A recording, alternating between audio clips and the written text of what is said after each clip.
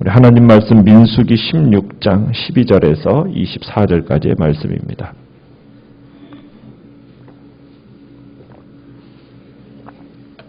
민수기 16장 12절에서 24절까지의 말씀입니다.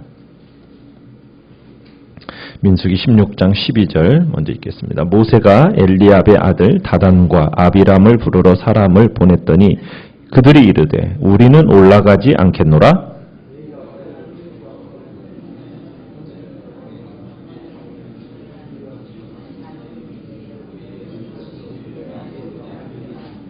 이뿐 아니라 내가 우리를 젖과 꿀이 흐르는 땅으로 인도하여 드리지도 아니하고 밭도 포도원도 우리에게 기업으로 주지 아니하니 내가 이 사람들의 눈을 빼려느냐. 우리는 올라가지 아니하겠노라.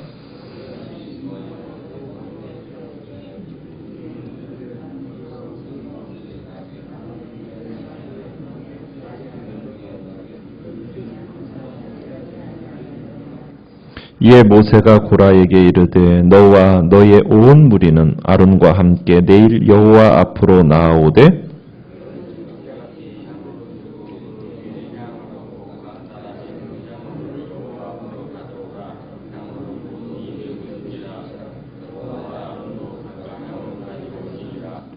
그들이 제각기 향로를 가져다가 불을 담고 향을 그 위에 얹고 모세와 아론과 더불어 회막문에 서니라.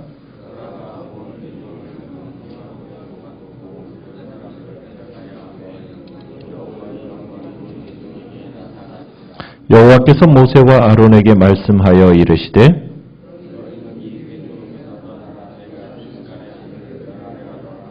그 두 사람이 엎드려 이르되 하나님이여 모든 육체의 생명의 하나님이여 한 사람이 범죄하였거늘 온 회중에게 진노하시나이까?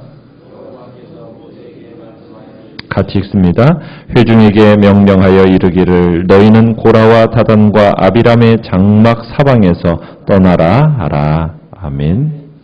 오늘 말씀의 제목은 억울하고 화날 때도 기도를 이라는 제목으로 말씀 나눕니다. 우리가 지금 16장에 이스라엘이 공개적으로 하나님과 모세와 아론을 반역하는 사건이 기록되어져 있습니다. 실제적인 반역의 이야기는 16장에 제한되어 있지만 17장, 18장에 가서 보면은 일반인들이 결코 넘볼 수 없는 이제 아론 제사장 그리고 레위 사람들의 지위와 특권들을 이렇게 나열하는 것을 우리가 보게 됩니다. 그들은 하나님이 특별히 세우셨기에 그들의 자리를 탐하지 말라고 그들의 리더십에 순종할 것을 경고로서 암시하고 있는 겁니다. 이 부분에서 강조되고 있는 것은 하나님의 주권입니다. 모세와 아론을 비롯한 이스라엘 종교 지도자들은 그들이 원해서 된 게 아니라 하나님이 그들을 세우셨다라는 겁니다. 어떠한 기준이 있어서 그 기준에 따라서 이스라엘에 선발한 게 아니라는 거예요. 하나님이 스스로 결정하신 일이라는 겁니다. 그래서 이들의 임명은 하나님의 주권에 속한 일이다. 그래서 이들에게 반역하는 것은 곧 하나님께 반역하는 것이다라고 어제 이제 우리가 보았습니다. 이제 고라와 그 250명의 리더들이 이제 선동되어져서 결국 모세와 아론에게 공개적으로 지금 반기를 들었습니다. 그 중에 르우벤 지파에 속한 사람 다단과 아비람이라는 사람이 있었어요. 그런데 어떠한 이유에서인지는 모르겠는데 이 두 사람이 그 자리에 함께 있지 않았습니다. 그래서 이 다단과 아비람, 이 사람들은 반역을 지휘한 사람들이거든요. 그래서 모세가 이들을 불러냈습니다. 사람을 보내서 불러냈어요. 자, 그랬는데 모세가 반역한 이 엘리압의 아들들, 이 다단과 아비람을 불러 보냈을 때 이들의 반응, 이들의 표면적인 주장이 뭔가 우리가 한번 봅니다. 이들이 12절에 보시면은 부르러 보냈더니 이런지하에 거절을 합니다. 우리 안 올라간다. 그러면서 뭐라고 얘기하느냐면 자신들을 젖과 꿀이 흐르는 애굽에서 불러내놓고는 다시 그런 땅으로 인도하지 못하면서 네가 스스로 왕이 되려 하느냐라고 목소리를 높입니다. 우린 여기서 매우 왜곡된 심성을 그대로 반영하는 그 말을 볼 수가 있습니다. 13절에 보시면은 내가 우리를 젖과 꿀이 흐르는 땅에서 이끌어내어. 무슨 얘기입니까? 애굽을 무슨 땅이라고 지금 표현하고 있는 겁니까? 애굽을 젖과 꿀이 흐르는 땅이라고 부르고 있습니다. 여러분, 성경에서는 하나님이 이스라엘에게 약속하신 가나안 땅을 젖과 꿀이 흐르는 땅이라고 불렀잖아요. 그런데 이들의 마음이 얼마나 비뚤어졌는지 그들이 노예로 혹사당했던 그 애굽을 가리켜서 뭐라고 얘기하고 있다고요? 젖과 꿀이 흐르는 땅이라고 얘기하고 있다는 거예요. 왜 우리를 편안하게 잘 먹고 잘 살고 있는 사람들 불러내가지고 억지로 끌고 나와 이 광야에서 죽게 만드느냐? 지금 그렇게 지금 왜곡되게 얘기하고 있는 겁니다. 그러면서 13절에 계속 얘기하는 게 뭐냐면 어찌 작은 일에게 오히려 스스로 우리 위에 왕이 되려 하느냐? 그들은 지금 모세가 이스라엘의 폭군으로 지금 군림하고 있다라고 주장을 하고 있는 겁니다. 모세가 권력을 남용하고 있다라는 거죠. 이들은 이미 뭐라고 주장했으냐면 온 이스라엘이 하나님의 거룩한 백성들이냐, 거룩한 백성들이기 때문에 지도자가 필요 없이 우리 모두 직접 하나님 앞에 나아갈 수 있다. 그런데 모세와 아론 네가 지금 중간에 이것을 막고서는 니들의 위치를 이용해서 지금 독재자가 되었다. 그러면서 우리는 결코 이제 모세의 명령을 따를 수 없다면서 모세의 리더십을 거부하고 있는 겁니다. 거기다가 그들이 또 주장하는 바가 뭡니까? 14절을 보시면은 내가 우리를 젖과 꿀이 흐르는 땅으로 인도하여 드리지도 아니하고 밭도 포도원도 우리에게 기업으로 주지 아니하니. 지금 이들이 지금 이스라엘이 젖과 꿀이 흐르는 땅으로 가지 못하는 것이 누구 때문이라고 지금 얘기하는 겁니까? 모세 너 때문이다. 모세의 리더십의 실패로 인하여서 우리가 지금 가나안 땅에 못 들어가게 된 거다. 지금 애굽을 탈출해서 노예 1세대가 가나안 땅에 입성하지 못하는 이유, 광야에서 죽게 되는 이유를 누구에게 지금 다 뒤집어 씌우는 겁니까?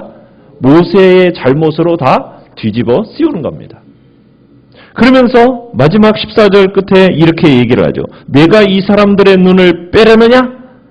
이 얘기는 모세를 사기꾼으로 비난하는 겁니다. 여기서 당신은 이 사람들의 눈을 뺄 작정인가? 라고 하는 얘기, 눈을 빼다라는 것은 히브리어 속어로서 상대를 속이다 라는 뜻입니다. 그러니까 출애굽 사건과 그 후 있었던 모든 일이 모세의 사기극이라고 지금 험담을 하고 있는 겁니다. 그러면서 자신들은 이 사기꾼 모세에게 더 이상 속지 않기 위해서라도 모세의 부름에 응할 수 없다. 지금 이렇게 표현하고 있는 겁니다. 여러분, 모세에게 있어서 굉장히 일생일대 가장 큰 수모를 당하고 있죠. 모세가 지금 어땠습니까? 15절에 보면 매우 화가 났습니다. 지금 사실을 가지고 그를 비난해도 견딜만, 그러면은 그래도 견딜만 할 건데 사실 무근의 말에다가 왜곡된 내용을 가지고 억지 주장을 하면서 인신공격을 하니 지금 억울해서 견딜 수가 없는 거예요. 객관적인 사실에 근거한 비난을 받아도 우리가 견디기가 힘든 일이지 않습니까? 그런데 거짓된 것을 가지고 인신공격을 하니까 얼마나 힘이 들겠어요. 자, 이렇게 억울한 이야기를 들었을 때 모세는 뭘 하나요? 모세가 한 일이 무엇인가요? 15절에 그렇게 얘기하죠. 모세가 심히 노하여 뭐 했다? 여호와께 여짜오되. 억울하고 화가 난 모세는 이런 상황 속에서 누구 앞에 나아가요? 하나님 앞에 기도로 나아갑니다. 평소에는 백성들에게 정말 백성들을 위해서 눈물로 기도하던 이였습니다. 그런데 이제는 이들을 향해서는 어떻게 보면 저주적인 기도를 합니다. 모세는 하나님께 저들을 이스라엘의 백성의 일원으로 취급하지 말라는 거예요. 그들의 재물 받지 말라고 얘기합니다. 그들의 헌물을 돌아보지 마십시오. 이 얘기는 뭐냐면 이 반역자들의 이 행위가 도저히 용서받을 수 없는 지경에 이르렀다라는 거죠. 그러면서 이 교만하고 불순종하는 자들의 예물을 하나님은 받지 않으신다는 것도 보여주고 있습니다. 그러면서 자신의 결백을 이제 하나님 앞에 아릅니다. 뭐라고 아릅니까? 나는 그들의 닭이 한 마리도 빼앗지 아니하였고 그들 중에 한 사람도 해하지 아니하였나이다. 지금 자신의 결백을 하나님 앞에 아뢰요. 하나님이 모르실 리가 없죠. 그럼에도 하나님 앞에 자신의 결백을 이렇게 고하는 것은 너무나도 원통하니까. 그러니까 누구에게라도 하소연을 해야겠는데 그 하소연을 누구에게 하는 겁니까? 하나님께 하고 있는 거예요.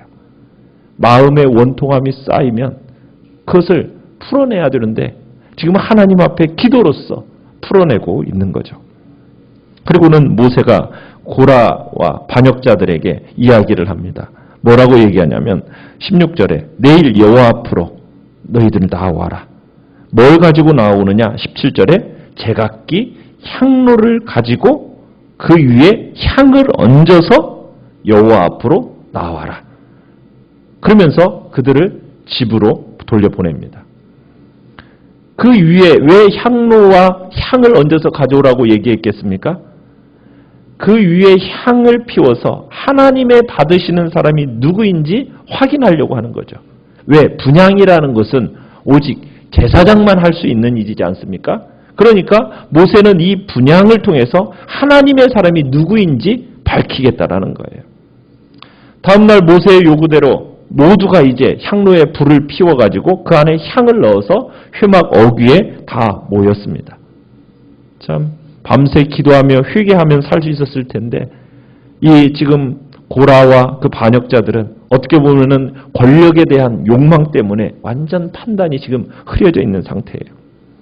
19절에 보니까 고라가 온 회중, 이스라엘 온 회중을 회막문 다 모아놓고서는 지금 두 사람을 대적하고 있습니다. 반역이 그저 250명만의 일이 아니라는 거죠. 온 이스라엘하고 지금 연루되어 있다는 거죠. 지난번에는 정탐꾼들의 그 농간에 의해서 놀아났던 이 이스라엘이 아직도 정신 못 차리고 이번에는 또 고라 일당의 그 농간에 모든 공동체가 지금 그 반역에 가담하는 꼴이 되어버린 겁니다. 어떻게 보면은 싸움이 200만 대 2, 소수죠. 그런 성향이 지금 띄고 있는 거예요. 어떻게 보면은 대다수가 동의하고 대다수가 결정하는 그런 일이 옳은 것이라고 항상 결론 지을 수는 없는 겁니다. 오히려 소수가 옳고 때로는 대다수가 잘못될 때가 있어요. 군중심리라는 게 그렇습니다. 군중심리라는 것은 쉽게 어떻게 보면 농간도 당하고 이용당하고 오류가 있는 것이 그게 군중심리거든요. 자, 모세와 아론도 함께 섰습니다. 자, 그때 회막 앞에 딱 서 있는 온 이스라엘 회중에게 무엇이 나타났습니까? 19절에 보니까 여호와의 영광이 나타났습니다. 여호와의 영광이 나타났다는 것은 하나님의 그 구름이 회중을 덮었다라는 얘기죠. 결과는 염려하던 대로 하나님이 모세와 아론에게 뭐라고 말씀을 하십니까? 21절에 보니까 너희는 이 회중에게서 떠나라. 빨리 비켜서라. 내가 온 이스라엘을 어떻게 하겠다? 다 진멸하겠다. 멸하겠다. 온 이스라엘을 멸해버리시겠다고 지금 하나님이 지금 말씀하시니까 하나님의 진노를 모세와 아론이 어떻게 해요? 막았어요. 그죠? 22절에 그 두 사람이 엎드려 이르되 하나님이여 모든 육체의 생명의 하나님이여 하면서 이들을 위해서 중보기도를 드립니다. 하나님의 진노가 온 회중 전체를 지금 면하려 할 때 모세와 아론이 지금 하나님 앞에 엎드려서 공의와 긍휼을 구하면서 막아서는 겁니다. 그러면서 뭐라고 얘기냐면 한 사람이 범죄하였건을 온 회중에게 진노하시나이까. 죄는 한 사람이 지었는데 주님 온 회중 살려달라고. 근데 여러분 잘 알다시피 죄는 최소한 몇 명이 지었습니까? 250명이 지었어요. 그죠? 이스라엘 회중도 이들의 농간에 지금 다 노란한 겁니다. 이들의 죄가 없다라고 볼 수는 없는 거예요. 그런데도 불구하고 모세는 한 사람이 죄를 지었다라고 이야기합니다. 여기서 이 모세가 한 사람이 죄를 지었다라는 이 말이 문자적으로 그저 한 사람으로 풀이해서는 안 되고요. 여기서 지금 그를 대적하는 그룹 리더만 해도 최소한 서너 명입니다. 여기서 한 사람이라고 표현하는 것은 온 회중을 죽이시겠다는 하나님의 진노를 달래기 위해서 최소한으로 지금 표현하는 거예요. 한 사람입니다. 라고 하면서 하나님 앞에 지금 이제 이들을 향한 진노를 멈춰달라는 의미 속에서 하시는 거예요. 자, 이 모세의 기도를 들으신 하나님께서 모세가 호소한 대로 어떻게 하십니까? 주동자들만 벌하시겠다고 하십니다. 모세의 기도가 다시 한번 전멸의 위기에 빠졌던 이스라엘을 구해내는 거죠. 기도의 힘이라는 것은 바로 이런 겁니다. 주동자들 중에서 우두머리들의 집안은 진멸시키겠다는 거예요. 고라, 그래서 다단, 아비람의 장막, 그 거처 주변에서는 떠나라.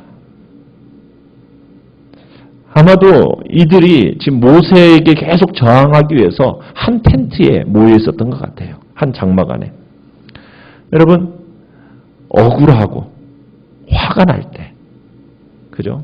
사람으로부터 이렇게 정말 인신공격으로, 때로는 정말 있지도 않은 일을 가지고 왜곡되게 정말 마음의 그런 상처를 받을 때, 때로는 공동체가 위기에 처해 있을 때, 여러분 어떻게 해야 됩니까? 모든 상황을 하나님 앞에 올려드리면서 기도로 나아가는 것이 우리가 해야 할 일인 거죠. 백성들에게 어떻게 보면 위협을 받을 만큼 도전을 받았던 모세와 아론이지만 막상 하나님께서 이 백성들 멸하시겠다고 하니까 대신 정말 뭐 하는 거예요? 하나님 앞에 그들의 잘못을 빌고 용서를 구하는 모습. 이게 또한 정말 자기 백성을 사랑하는 지도자의 모습인 거죠. 언약의 중재자로서 소임을 다하는 모습입니다. 결국 다른 사람들을 멸망으로부터 지켜냈던 것이 무엇입니까? 바로 기도입니다. 우리의 기도가 우리와 우리 주위의 많은 사람들을 편안하게 살 수 있는 힘이고 능력이 되는 겁니다. 그래서 나중에 이것을 안 이스라엘 백성들은 사무엘에게 부탁을 하죠. 뭐라고요? 우리를 위하여 기도하는 죄를 쉬지 말아달라고. 우리를 위하여 기도하는 거 중단하지 말아달라고. 사무엘이 기도하는 것을 뭐라고 얘기한다고요? 죄를. 기도하는 것을 쉬는 것은 죄라고까지 얘기할 정도로. 그래서 주님 앞에 기도로 나아간다라는 것이 얼마나 중요하고 가치 있는 일인지를 우리로 하여금 보여주시는 겁니다. 오늘 혹시 우리의 마음에 억울하고 답답한 일이 있을 때 그것을 다른 사람에게 분풀이하는 것이 아니라 정말 하나님 앞에 그 모든 것들을 내어놓고 나아가는 복된 자리에 있기를 바랍니다. 우리의 감정 그대로 주님 앞에 다 쏟아 놓으십시오. 주님께서 위로하시고 주께서 우리의 삶에 역사해 주실 겁니다. 또 우리의 공동체와 우리의 가족 공동체, 교회 공동체, 나라 공동체, 민족 공동체를 위해서 우리가 주님 앞에 기도로 나아가는 것이 정말 우리가 해야 할 사명임을 이 시간에도 다시 한번 확인하면서 주님 앞에 기도로 나아가는 복된 자리에 있기를 간절히